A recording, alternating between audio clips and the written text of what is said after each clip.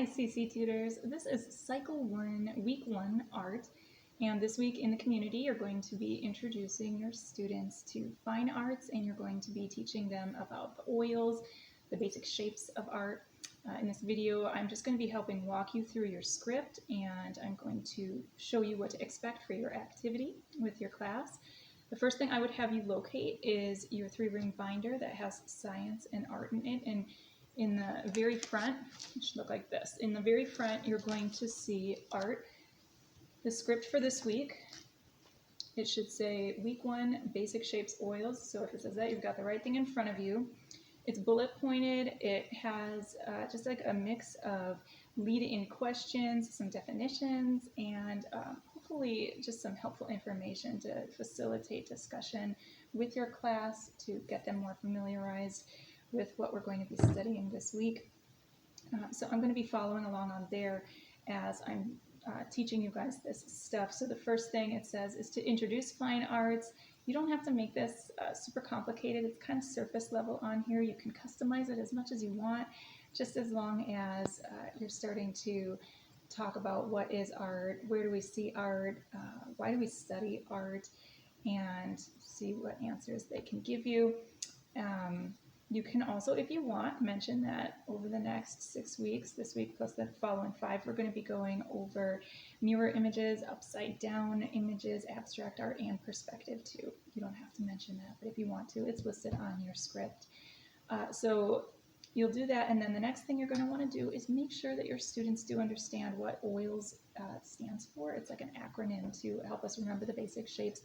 So I have a prop that I'm going to use to show you. You can just as easily write this on a piece of paper too to show your kids. Your older students will probably already know this if they've been in the program for a while, but especially the younger ones, make sure they know what we're talking about this week. Why do we call it oils? You'll see it's just the O represents circles. The line here, we have straight lines, we have dots, angled lines, and curved lines. So oils, it's just really simple. That's what we're going to be practicing this week. The next thing you're going to see on your script though is that I've included some famous artwork that I felt as if it corresponded really nicely with what we're discussing this week. And every week there's going to be some matchups.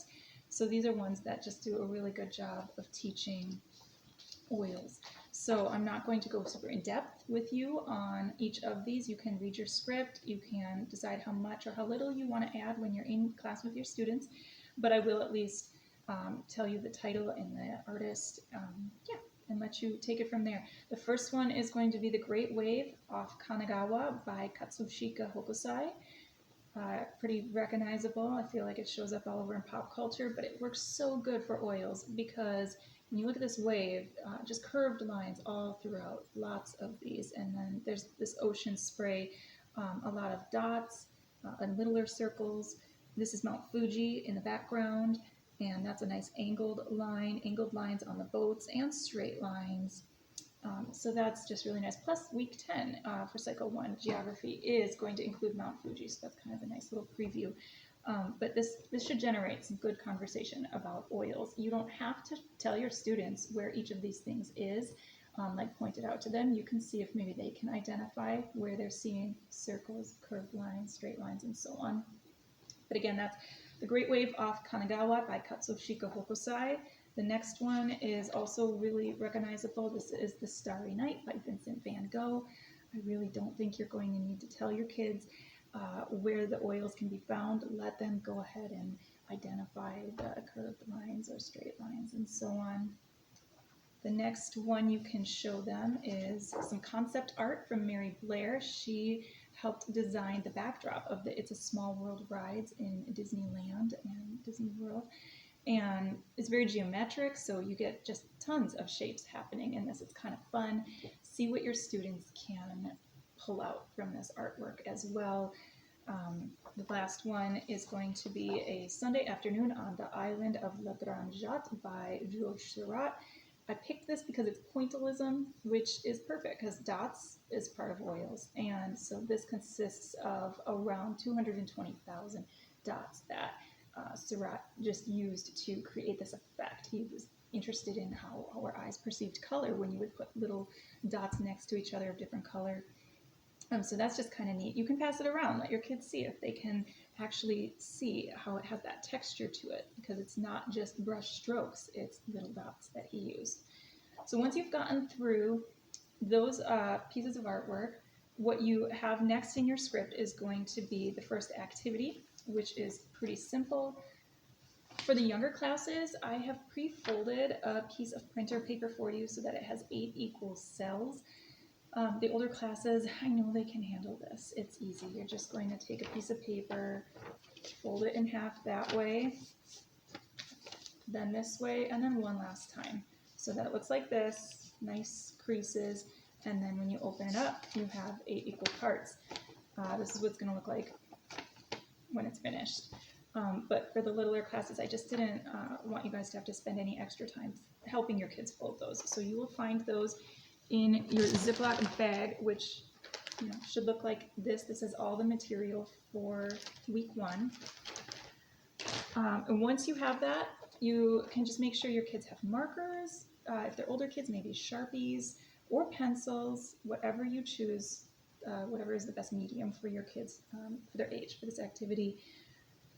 You're going to help them if they're younger, if their fine motor skills aren't quite capable of doing all this on their own, but help them get oils written in that upper right cell.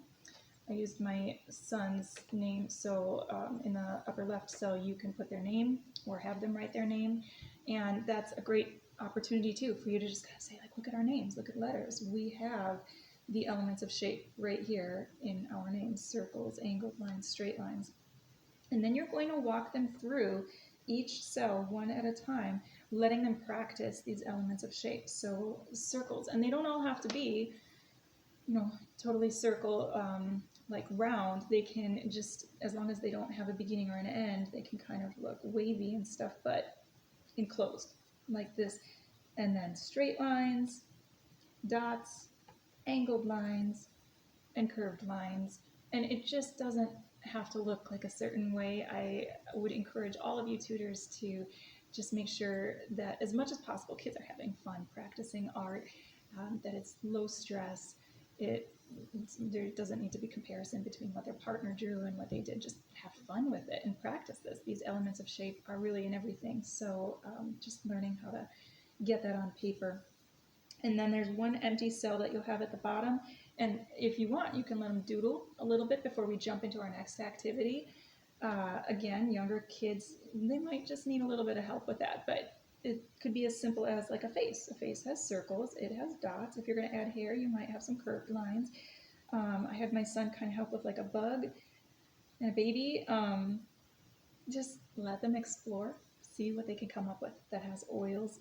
You don't need to spend too much time on this, but it's a really good introductory, like, where do we see these shapes? How can we practice drawing them?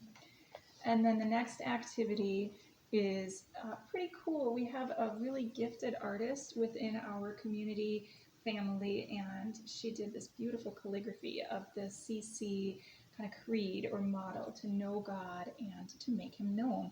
And you're going to have this in your Ziploc bag.